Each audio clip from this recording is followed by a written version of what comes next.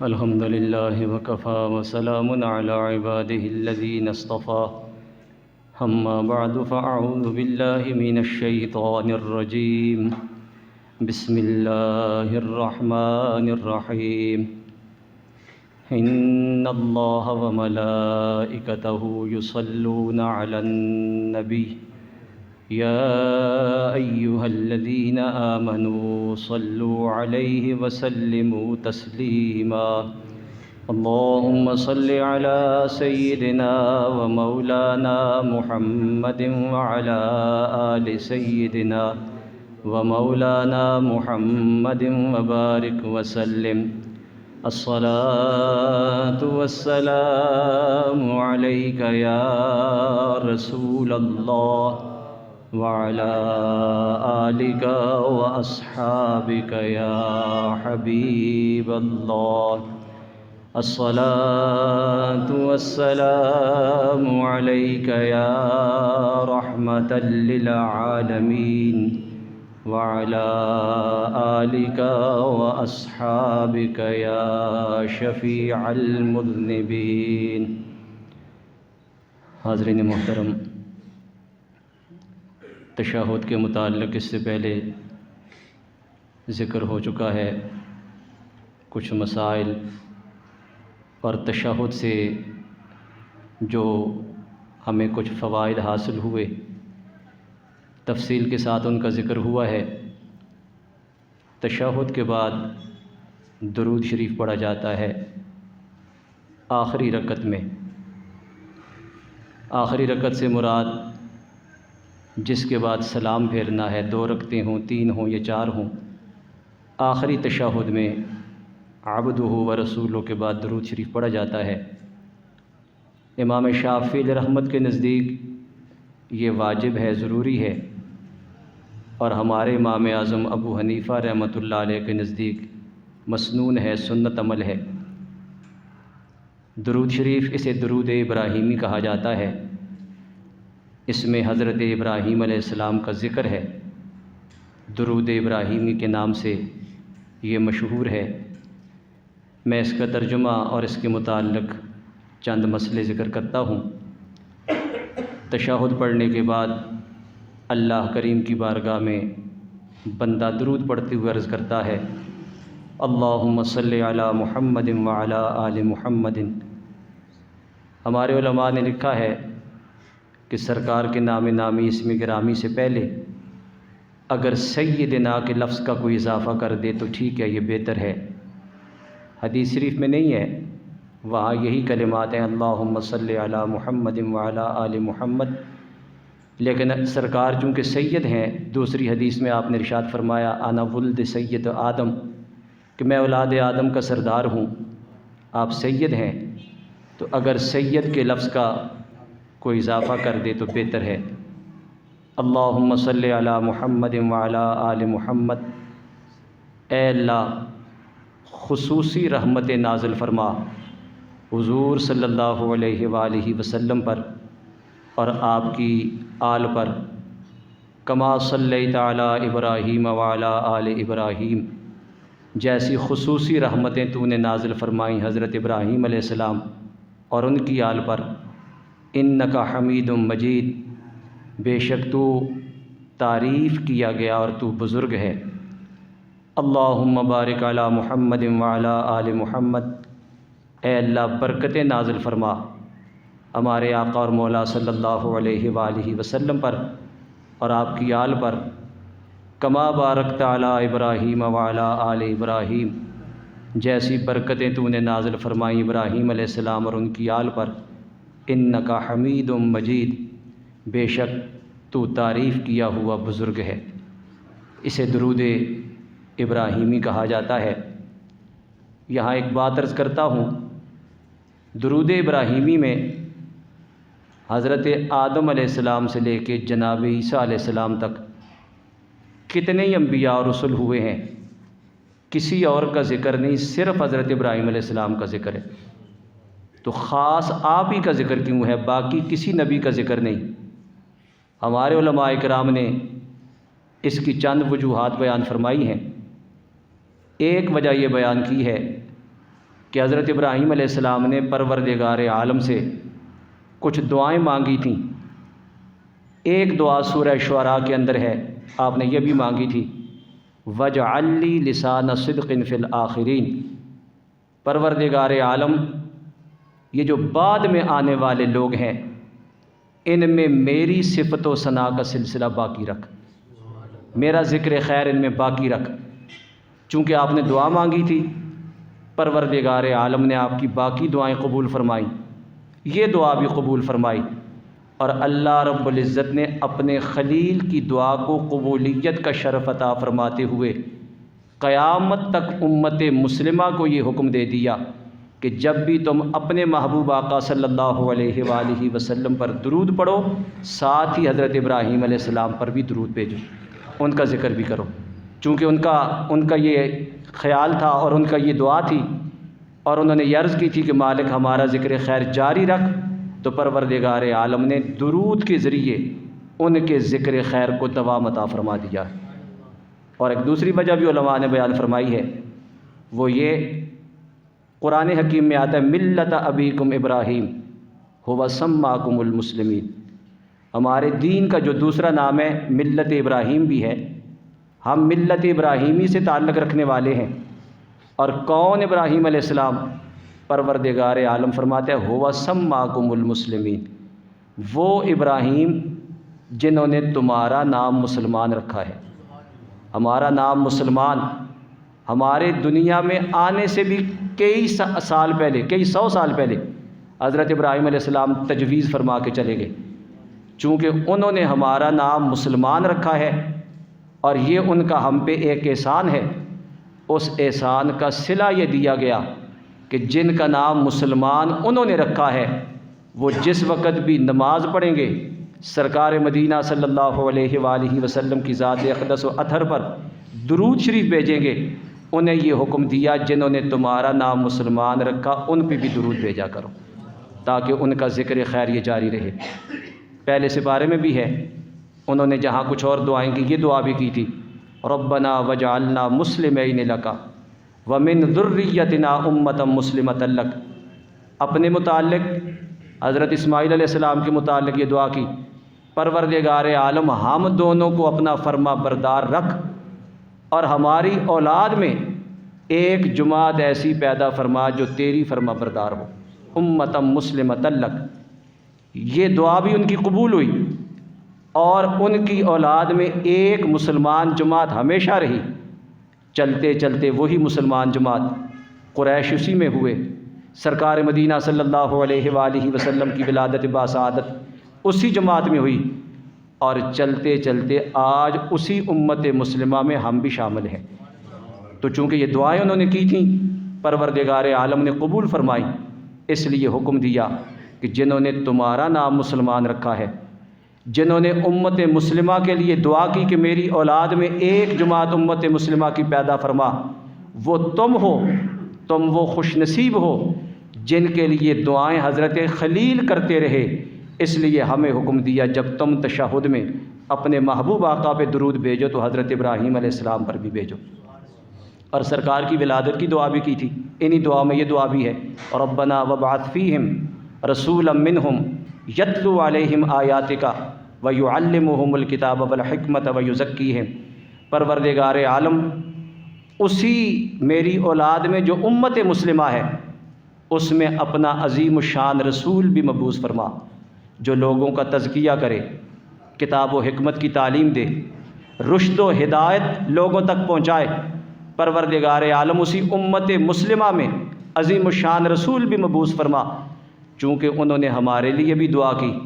سرکار کے لیے بھی دعا کی، اس محبت کا یہ صلہ انہیں دیا گیا۔ قیامت تک امت مسلمہ کو یہ حکم دیا گیا کہ نماز میں جب اپنے آقا پہ درود بھیجو تو میرے خلیل پہ بھی درود بھیجا کرو۔ یہ چند وجوہات ہیں، اور بھی کئی وجوہات ہوں گی۔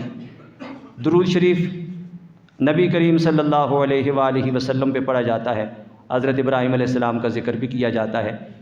ایک مسئلہ میں اور بھی عرض کرتا چلا جاؤں، یہ ذہنوں میں بھی آتا ہے اور عوام کا بھی یہ خیال ہے کہ درود صرف درود ابراہیمی ہے، اس کے علاوہ کوئی اور درود نہیں۔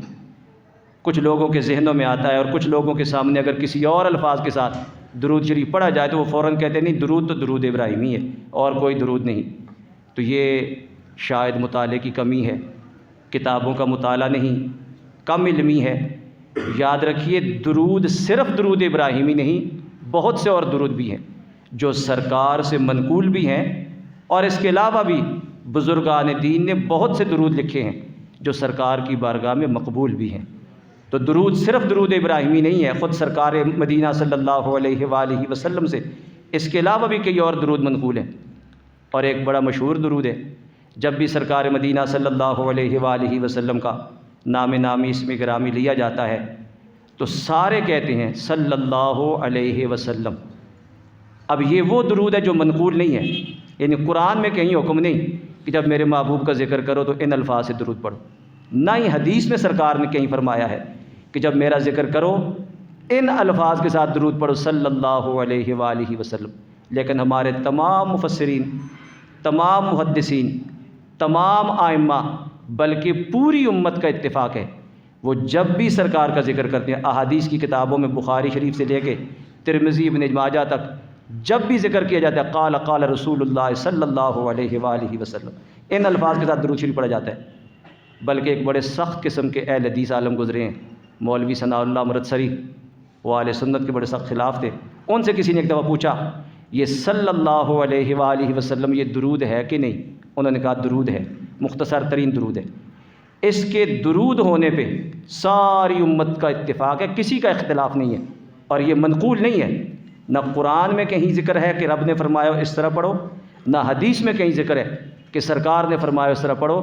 پوری امت پڑھتی ہے۔ تو معلوم ہوا درود صرف درود ابراہیمی نہیں، اس کے علاوہ بھی کئی درود ہیں۔ درود ابراہیمی صرف نماز کے ساتھ خاص ہے۔ نماز میں سرکار سے پوچھا گیا، مشکات شریف کے اندر یہ حدیث موجود ہے، ایک صحابی سرکار کی بارگاہ میں حاضر ہوئے، عرض کی یا رسول اللہ ان اللہ قد علمنا کیف نسلم علیک، آقا نماز میں ہم آپ پہ سلام کیسے پڑھیں؟ یہ تو رب نے ہمیں سکھا دیا ہے، السلام علیکہ ایھا النبی، یہ تو تعلیم ہمیں دے دی گئی ہے کہ نماز میں سلام آپ پہ کیسے پڑھنا ہے۔ آقا ارشاد فرمائیے نماز میں درود کیسے پڑھنا ہے؟ تو سرکار نے پھر درود ابراہیمی ان کو تعلیم فرمایا کہ نماز میں درود اس طرح پڑھو۔ تو درود ابراہیمی یہ نماز کے ساتھ خاص ہے، اور پوچھا بھی یہ گیا نماز میں درود کیسے پڑھے؟ تو سرکار نے نماز میں بتایا کہ نماز میں درود ایسے پڑھا جائے، اور پوری امت مسلمہ کا اتفاق ہے، سارے نماز میں درود ابراہیمی پڑھتے ہیں۔ لیکن نماز کے علاوہ اگر آپ کوئی درود پڑھیں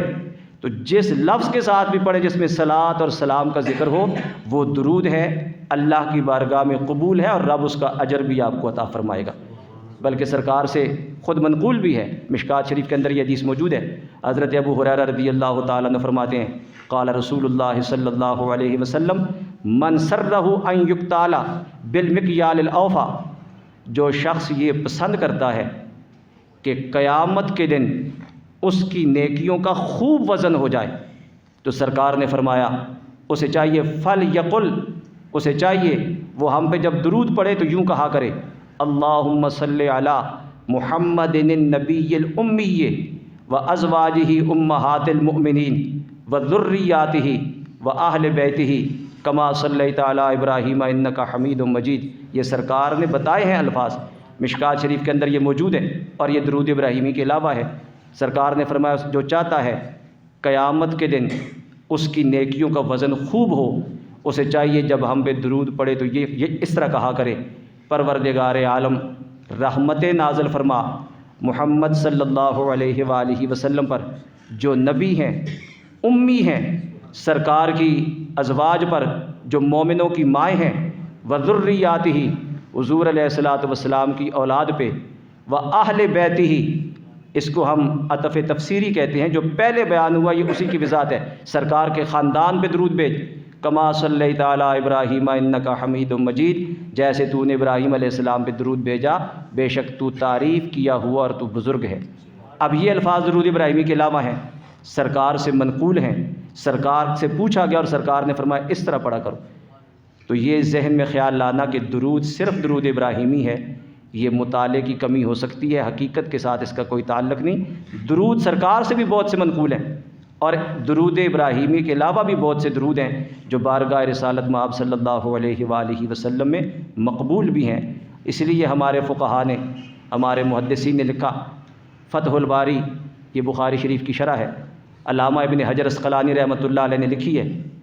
درود کی بحث میں انہوں نے یہ لکھا ہے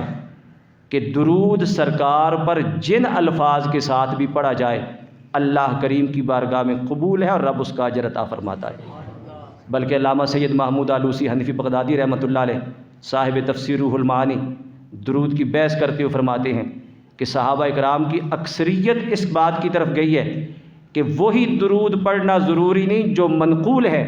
جو غیر منقول درود ہے وہ بھی اگر پڑھے جائیں تو رب انہیں بھی قبول فرما لیتا ہے۔ تو بہت سے درود شریف ہیں جو سرکار مدینہ صلی اللہ علیہ وآلہ وسلم کی بارگاہ میں مختلف بزرگان دین نے پیش کیے اور اللہ رب العزت نے انہیں شہرت عطا فرمائی،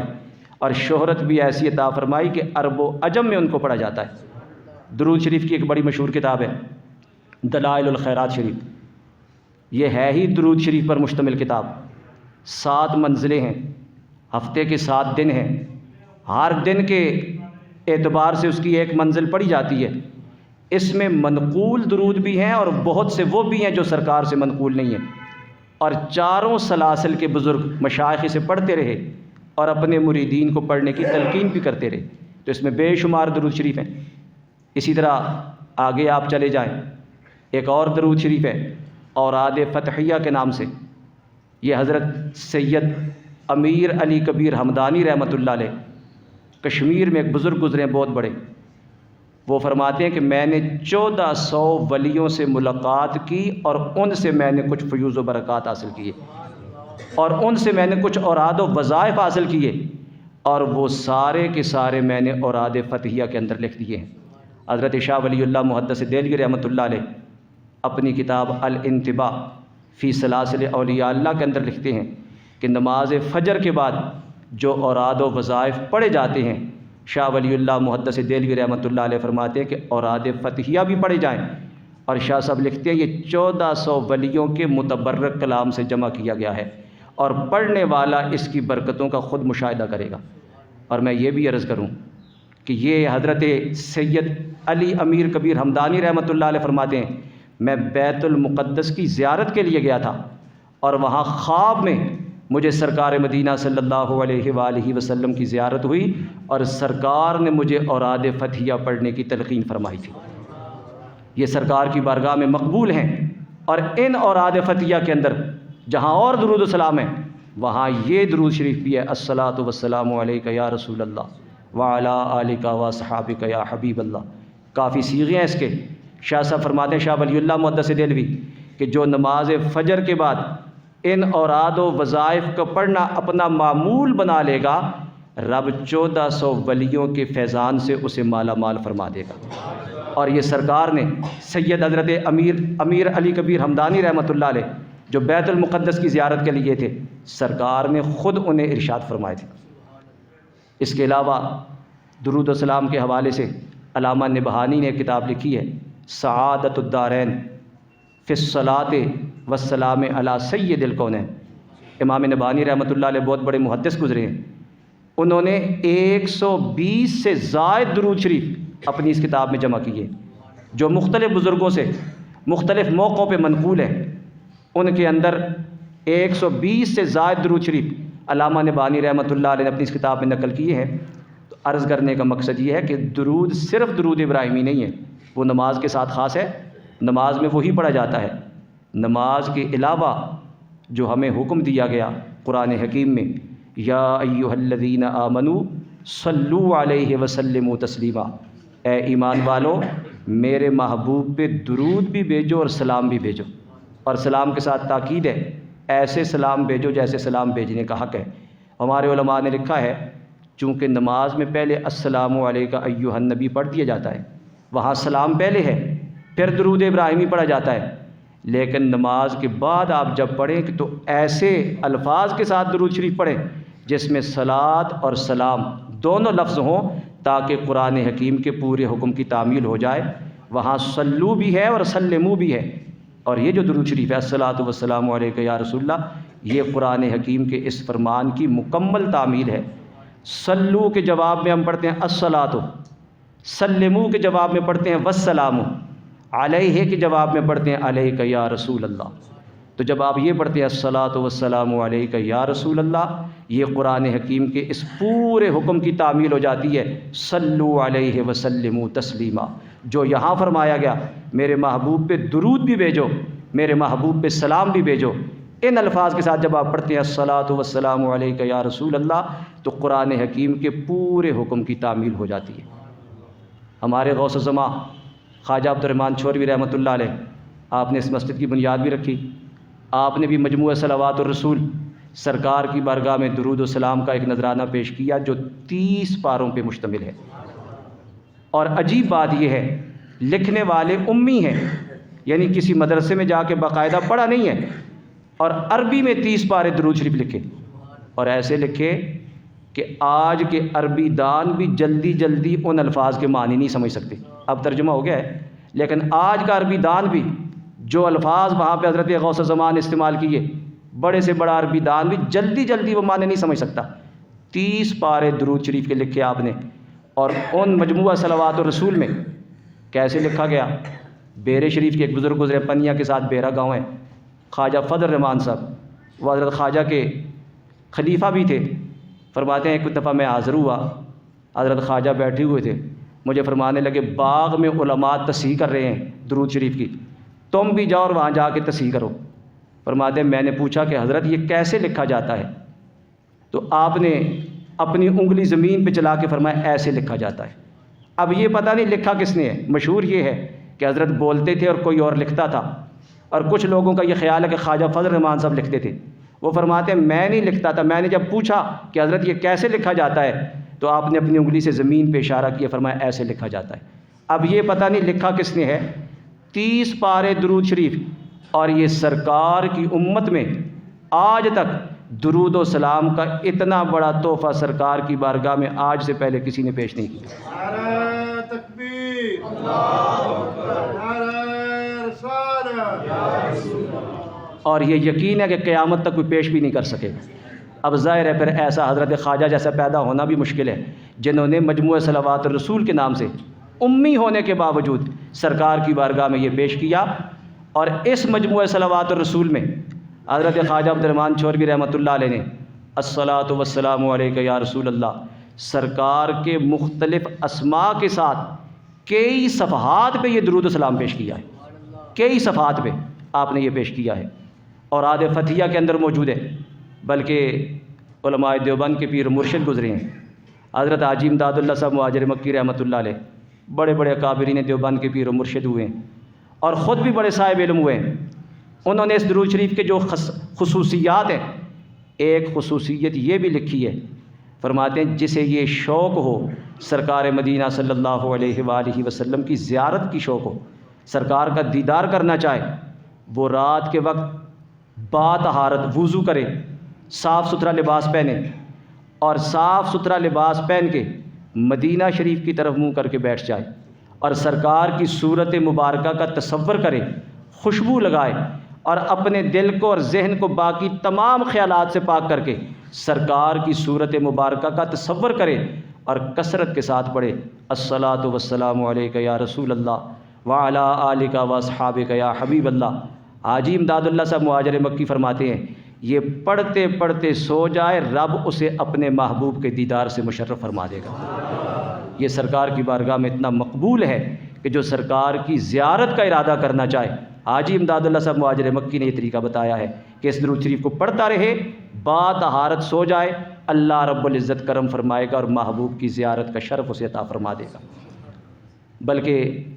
اس کی ایک خصوصیت اور بھی ہے، اسے درود حضوری کہا جاتا ہے۔ حضوری کا کیا معنی؟ حضوری کا معنی یہ ہے سرکار کی بارگاہ میں اب بھی جتنے لوگ حاضر ہوتے ہیں مواجہ شریف میں سلام پیش کرنے کے لیے، بارگاہ رسالت میں اب بھی یہی درود و سلام پڑھا جاتا ہے۔ عرب و عجم سے کوئی جائے، پوری دنیا سے کوئی جائے، آج سے 25-30 سال پہلے، 35 سال پہلے مزورین ہوتے تھے جو زیارت کروایا کرتے تھے، لوگ جاتے، ظاہر ہے کوئی زندگی میں پہلی بار جا رہا ہے، زیادہ سے زیادہ کسی کو موقع ملے 2-4 بار ہی جائے گا، تو جو جاتے انہیں زیارت کا طریقہ نہیں آتا تھا، اس وقت وہاں مزور ہوا کرتے تھے زیارت کرانے والے کہ زیارت کیسے کرنی ہے، وہ کچھ پیسے لے لیتے تھے، زیارت کرا دیتے۔ اب وہ سسٹم ختم ہو گیا ہے، اب کوئی مزور نہیں ہے، اب لوگ خود ہی جاتے ہیں۔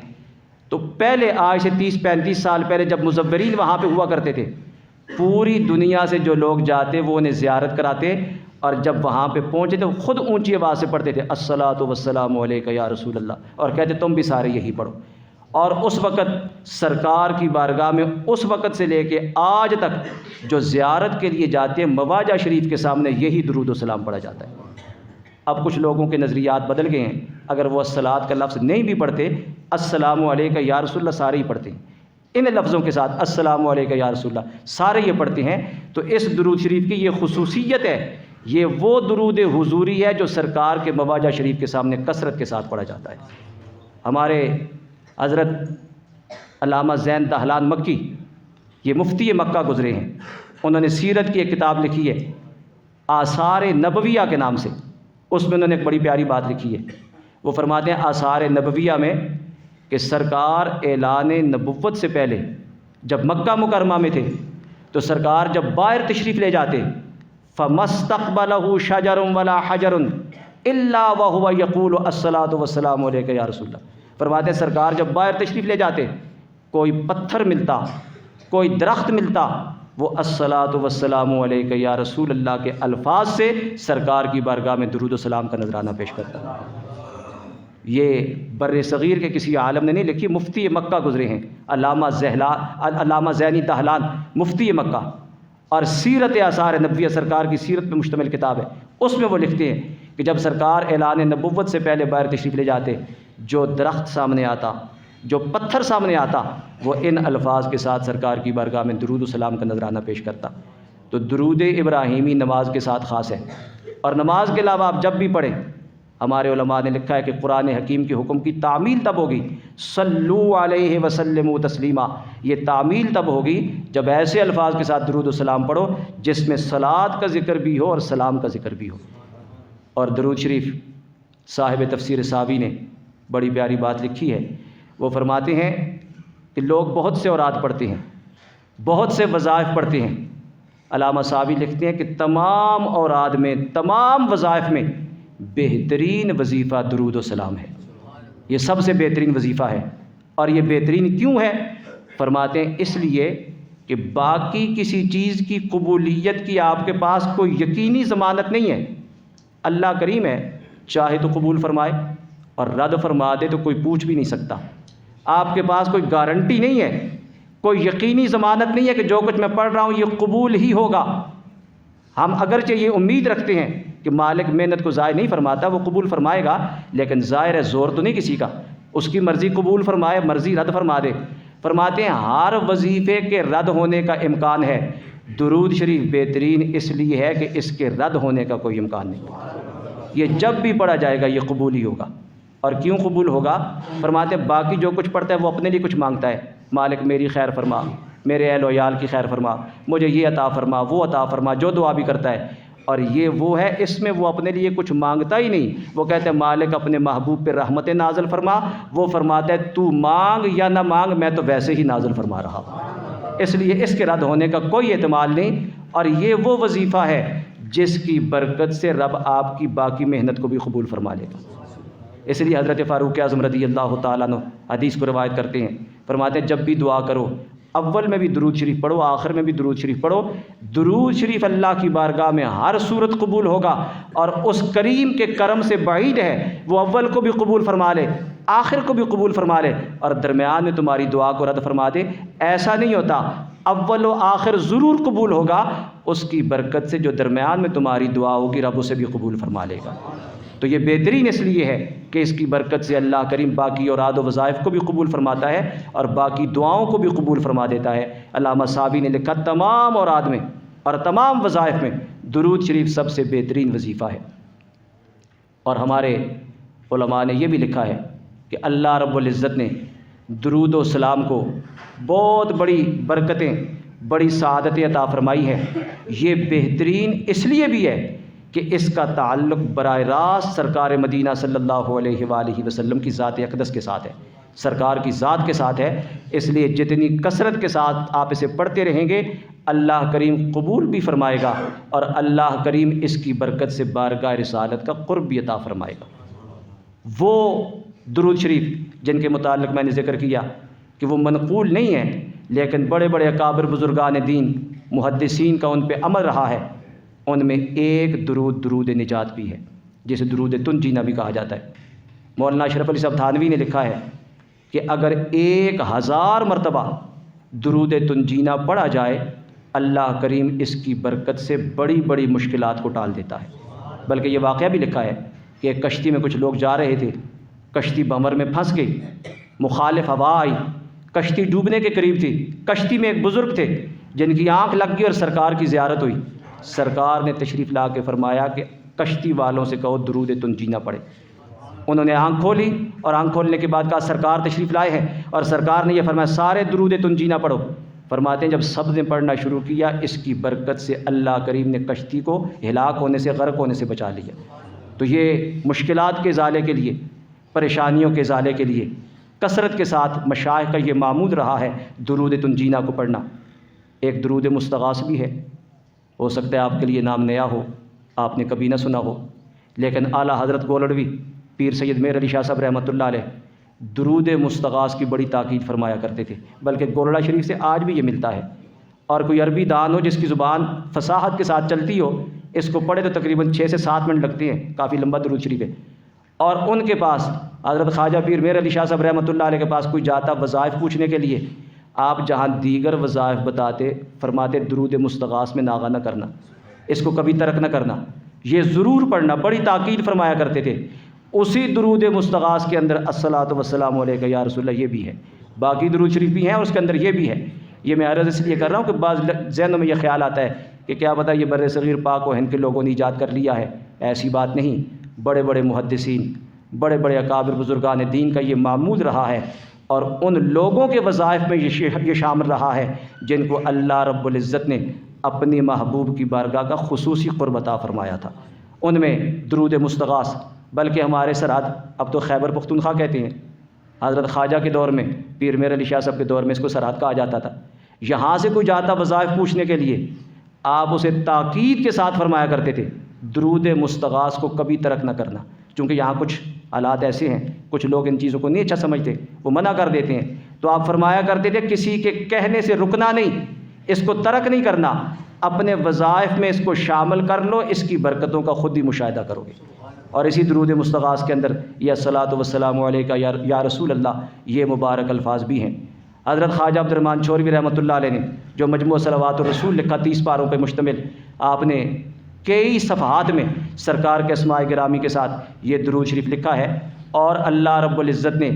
اس درود شریف کو یہ قبولیت عطا فرمائی کہ سرکار کے روضہ پاک پہ آج بھی صبح و شام جب بھی غلام حاضر ہوتے ہیں انہی الفاظ کے ساتھ محبوب کریم علیہ الصلاۃ والسلام کی بارگاہ میں درود و سلام کے نذرانے پیش کرتے ہیں۔ تو یہ ایک مسئلہ یہ ذکر کیا ہے کہ درود شریف اس کی عبادات میں اہمیت کیا ہے، اور دوسرا یہ ذکر کیا کہ درود صرف درود ابراہیمی ہی نہیں، اللہ رب العزت کی بارگاہ میں اللہ رب العزت کے بہت سے ایسے بندے ہیں جو سرکار کی بارگاہ میں مختلف الفاظ کے ساتھ درود شریف پڑھتے آئے ہیں، اور پروردگار عالم نے ان درودوں کو قبولیت کا شرف عطا فرمایا، سرکار کی بارگاہ میں وہ پیش ہوتے ہیں، اور سرکار مدینہ صلی اللہ علیہ وآلہ وسلم کی نگاہ کریمانہ ان کی طرف ہمیشہ متوجہ رہتی ہیں جو کثرت کے ساتھ درود و سلام کے نذرانے پیش کرتے ہیں۔ جمعۃ المبارک کے دن خصوصیت کے ساتھ درود شریف پڑھنے کا اہتمام کریں۔ نبی کریم علیہ الصلاۃ والسلام نے ارشاد فرمایا اکثر الصلاۃ علیہ یوم الجمعہ، آپ نے ارشاد فرمایا جمعے والے دن مجھ پہ درود کثرت کے ساتھ پڑھا کرو، یہ یوم مشہود ہے، تمہارے اعمال میری بارگاہ میں پیش کیے جاتے ہیں، یہ حاضری والا دن ہے، اس لیے کثرت کے ساتھ درود و سلام پڑھا کرو۔ الحمدللہ اہل سنت کی مساجد میں یہ معمول ہے، نماز جمعہ کے بعد کھڑے ہو کے صلاۃ و سلام پڑھا جاتا ہے۔ اس کی دیگر اور بھی حکمتیں ہیں، ایک یہ بھی ہے کہ سرکار نے فرمایا جمعے والے دن درود و سلام کثرت کے ساتھ پڑھا کرو، ہم حاضری پیش کرنے کے لیے سرکار کی بارگاہ میں یہ نذرانہ پیش کر دیتے ہیں، آپ بھی اہتمام کیا کریں، صلاۃ و سلام کی مجلس میں ضرور شرکت کریں، ویسے بھی جمعے والے دن درود و سلام کی کثرت کریں، اور اس کے علاوہ بھی چلتے پھرتے اٹھتے بیٹھتے درود و سلام کو اپنا ورد بنا لیں۔ جو درود و سلام کو اپنا ورد بنا لیتا ہے، ہمارے علماء نے یہ لکھا ہے، یہ اس کا تحفہ سرکار کی بارگاہ میں پیش ہوتا رہتا ہے اور سرکار کی نگاہ کریمانہ اس کی طرف متوجہ رہتی ہے، اور جس کی طرف محبوب کی نگاہ کریمانہ اٹھ جائے، ہمارے علماء نے لکھا ہے وہ دنیا سے ایمان کی دولت کو سلامت لے کے جائے گا۔ اس لیے کہ سرکار جس کی طرف توجہ فرماتے ہیں پھر پروردگار عالم اسے ایمان کی سلامتی کی سعادت عطا فرما دیتا ہے۔ احادیث میں بہت سے فضائل ہیں، آئندہ جمعۃ المبارک کو انشاءاللہ اس کے متعلق ذکر کیا جائے گا۔ پروردگار عالم محبت کے ساتھ، اخلاص کے ساتھ، ذوق و شوق کے ساتھ سرکار کی بارگاہ میں درود و سلام کے نذرانے پیش کرنے کی توفیق عطا فرمائے۔ وما علینا